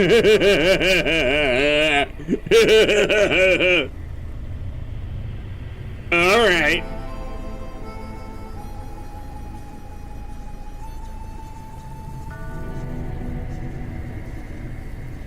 Roll. Trollian Standoff by Tensei.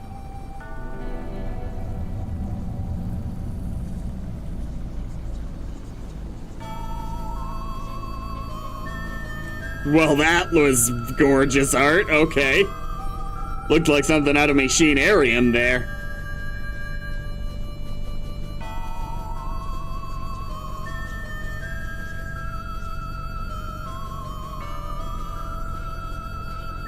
Okay, you guys do know that at some point you have to fight in a showdown, right? Well, you don't have to, but it's presumed.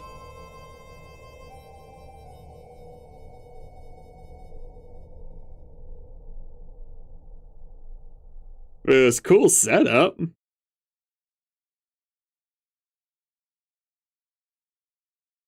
And I'm walking, and I'm walking.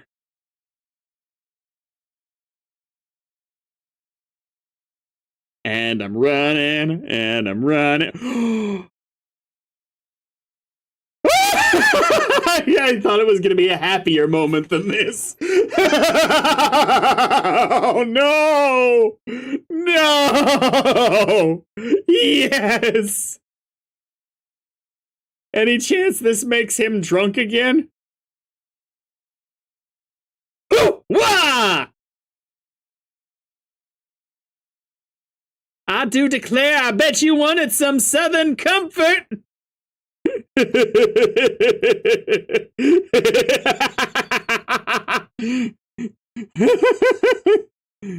you the tomater.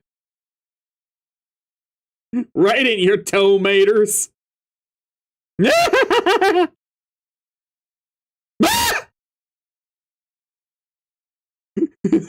She'd be like Tony Stark in a second here. I'm sorry.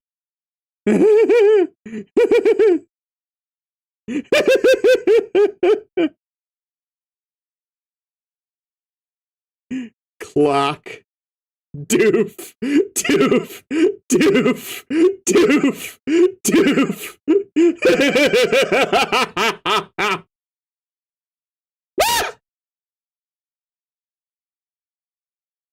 Nab. Okay, that's harder than I thought. It just throws it over the cliff. Debunk. Ah! Ah!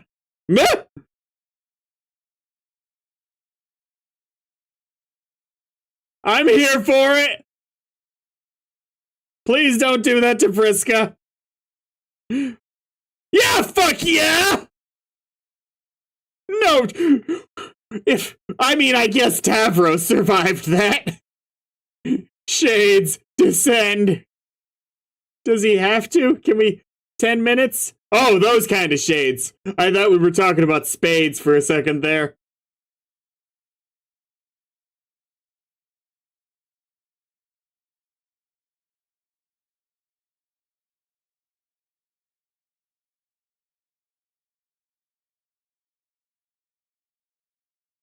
Oh, fuck yeah. What are you doing?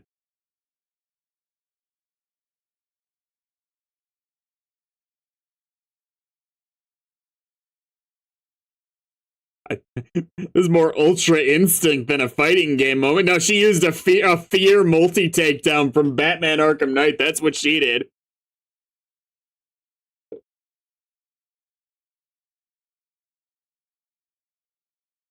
What's that say?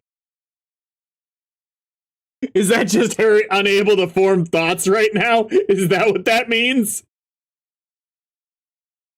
Oh, no! Is the ship 2 alive? Unlocked album Strife. What's blue love mean? We have a black quadrant, we have black quadrants, and we have red quadrants. We do not have blue quadrants!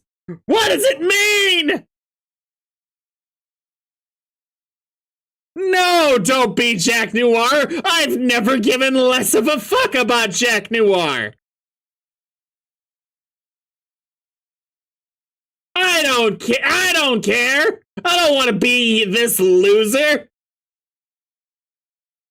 You are now Jack Noir. You have just murdered an innocent family. What will you do? Accessorize immediately? You begin claiming trophies to celebrate your magnificent triumph over the defenseless loving couple. The man's hat suits you perfectly. Oh. Oh, I see. Well. I guess I didn't care that much without Bro, but maybe they can come back somehow. It is plain and serviceable. Yes, that looks so good. The only way the look could possibly be improved if it was blacker or bloodier.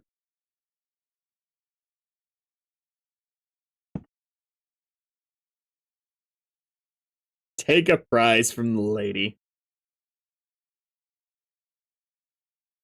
This beautiful scarf will look quite dramatic as you soar through the air, scouring the surface for new victims. It is finely crafted and the fabric is wonderfully soft. Your powerful nose detects perfume. The odor is pleasant. Wait, this pipe is great too. It makes you look dignified and thoughtful. Yes, this will be your trophy as well.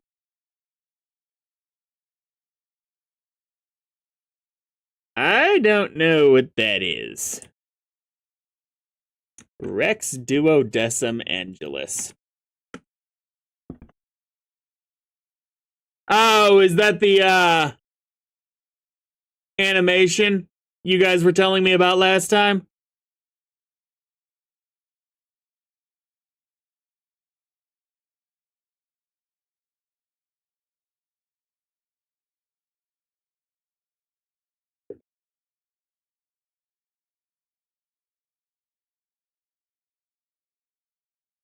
I mean, I'm happy to react to it. My concern is I thought I was supposed to wait until after the aspects were better explained in story before we got into that. Unless I'm misremembering which one it is.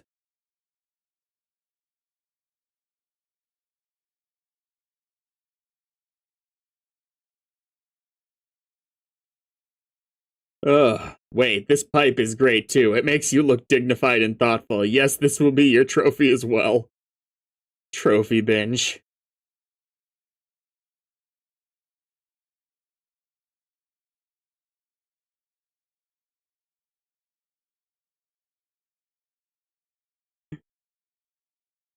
Probably not this time. Remind me next time, and there's a good shot I'll watch it. Yes, yes, all of the glorious trophies will belong to you. There is no possession of the fallen so trivial that it would not make a splendid adornment to your intimidating visage. Wait, no, This is in fact so very stupid. This is no way for a killer of your elite profile to dress. Your rise to omnipotence has had a regrettable influence on your vanity, it seems. Oh, yes, you behaved so differently before. Have you forgotten the original agreements with frivolous attire that got you here? There we go, yeah.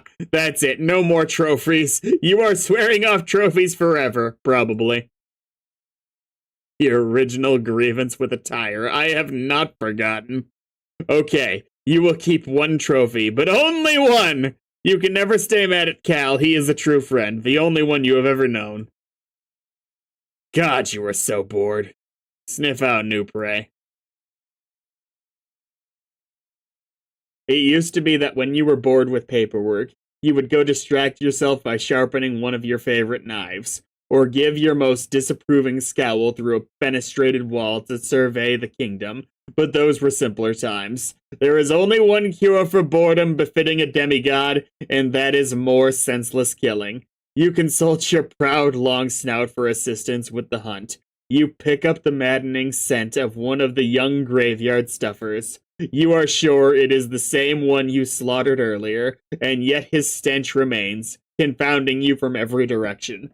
It is as if the breeze which carries it deliberately seeks to obfuscate the odor's origin. Your thoughts become more murderous with each blustery taunt. Succumb to unfathomable bloodlust. You are consumed by murderous thoughts, and you prepare to embark on a killing spree to end all. Oh, for fuck's sake, you start thinking about dog things again. Why do bones have to be so delicious and enticing? Suppress thoughts of unfathomable sausages. Begging strips. Aww, still loves Jade. You successfully suppress all thoughts of delicious little wrapped wieners and infuriating things like smell in its agents of delivery. But in the process, you awaken your deepest and darkest feeling of all. Feelings of loyalty! How completely despicable! But no, that is not quite all there is. Could it also be love? It must be. It is the only emotion that could possibly make you feel so utterly disgusted with yourself. It seems like we have the perfect... Careful with spoilers, Ender King. Careful. And it is... Sure, you don't need to announce something a couple pages in advance if something's happening. And it is surely why you couldn't go through with it. You could not do it. You could not kill the girl. Contact Daredevil? Diamond, there we go. You get the draconian dignitary on the line. He asks what the hell you've been up to. You say it doesn't matter. You have a point of serious business to discuss with him. He makes sure you're remembering to keep the destructive impulses to a minimum. No more planet exploding or anything like that. You say, yeah. He says no point in securing power when there's nothing left to rule. You say, God, it's not the point. Lousy, stupid dignitary, all keeping your murderous tendencies in check. He's the most terrible guy you almost kind of didn't despise completely. Double D, listen to Double S. You attempt to humor the Sovereign Slayer's demands diplomatically. There is a narrow line to walk between obeying the orders of a clear superior and blindly facilitating a perfectly useless genocide. It takes a very savvy breed of psychopath to pull it off. The Slayer, is yapping about some girl. Probably one of the young players who can no longer provide any serious threat to your rule. But he wants you to go kill her anyway. You ask why he doesn't go kill her himself. Ooh, are we getting a boss encounter? He says it's complicated. This way you swear, you tell him you're busy with things that actually matter, like running this kingdom, on his behalf and all, levying taxes, oppressing consorts, all the unpleasant chores he would never dirty his snout with. He says this is more important than any of that stuff. You say fine, just send the droll after her. There's a moment of radio silence. He says you mean the courtyard droll? He wants to be sure this is the same droll you're talking about. You say yeah, what's the problem, he says. You mean the very same droll who couldn't manage the one simple task assigned to him? To steal the White Queen's ring from the very same adoring, wonderful girl and master and friend in question? Wait, he says he just means girl. Just girl. You didn't hear any of that. You don't say anything. He says fine, you win. Sick the stupid droll on her. What does he care? Contact CD. You hit up the droll. The Slayer was right. This guy is clearly incompetent. Still, the only real objective here is to get him to stop breathing down your neck with his awful dog breath. Looks like the droll's on the battlefield. He says he is still looking for the Queen's ring. He says he made a new friend to help him with his search, but it is terribly breezy on this planet, and his new friend keeps blowing around, making the search more difficult. He says thank goodness he is not wearing one of his finer hats. It would be just dreadful trying to keep it on his head in such weather. You say you don't care about any of that stuff and tell him to shut up. Listen to DD.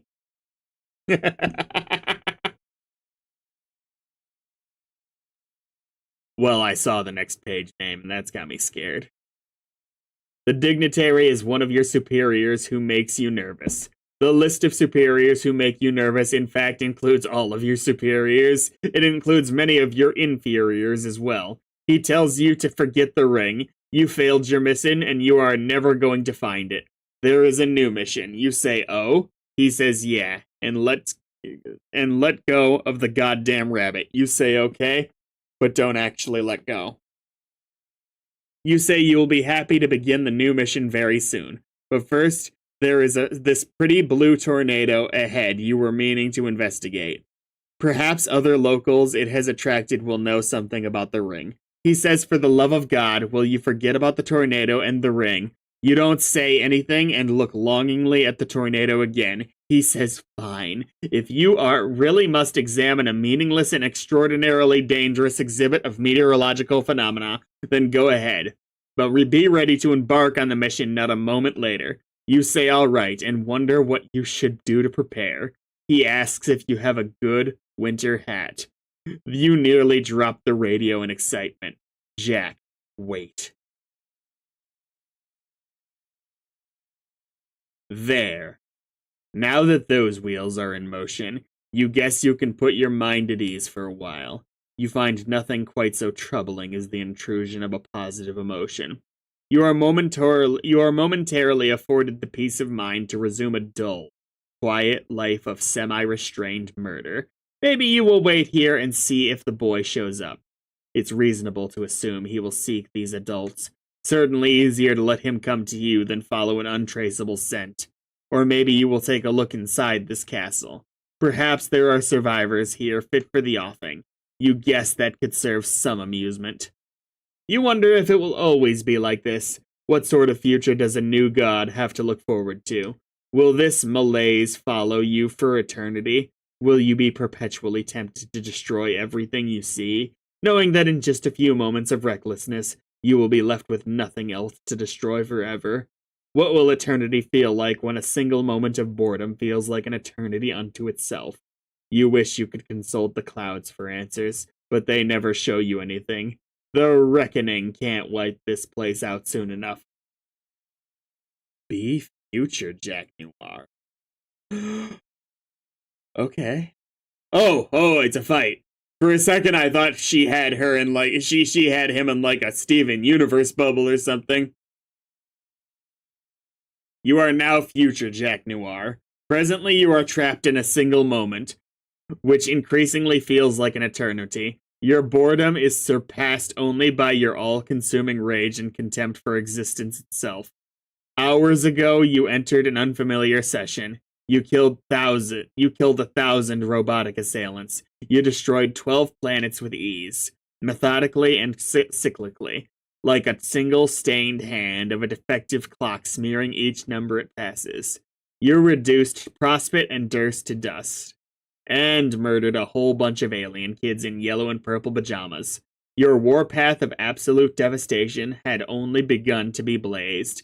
There were still miles and bloody miles to send forth, but when the dust of dearth settled, this infuriating fairy appeared out of thin air and froze you in time. But she can't keep you like this forever. And when she finally lets you go, you will be ready. What will you do? Aside from nothing, that is. Wait. You attempt to be patient. You fail miserably. Be Aradia.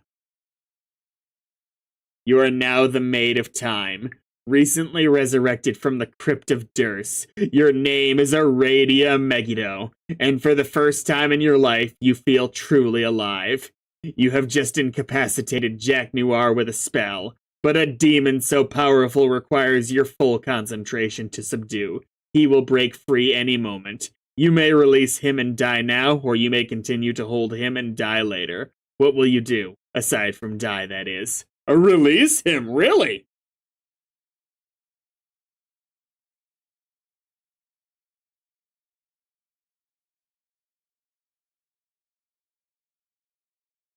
It's a green eyeball. Oh, it really is a green eyeball. I don't remember exactly what this thing is, the universe-sized kaboom, but you're done with dying. Soon friends will arrive. They will need your help.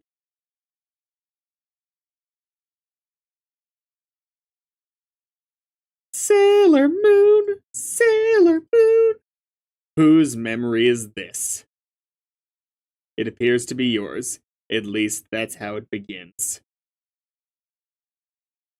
Enter Bubble. Wait a minute! This is not specifically your memory. It's hers!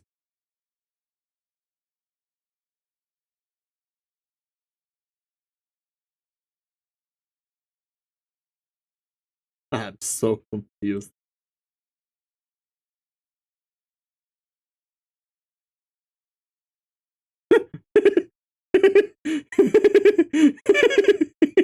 I just imagine her with the SpongeBob track playing. I'm ready, I'm ready, I'm ready, I'm ready. Oh my god. Swoop.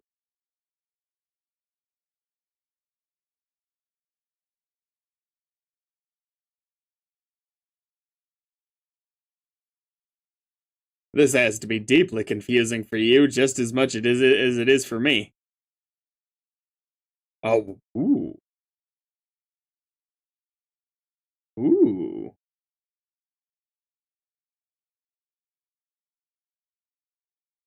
Report discovery. I do so believe that's where I'm going to call it quits for the day. That is no sign of an end for the madness.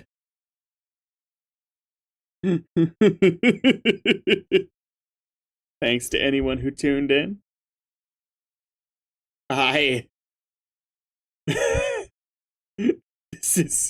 This may be what that one. Kanaya's scene might be one of the highlights of Homestuck for me. Oh my goodness gracious. Have a beautiful, beautiful day. We'll get more time with Aradia next time.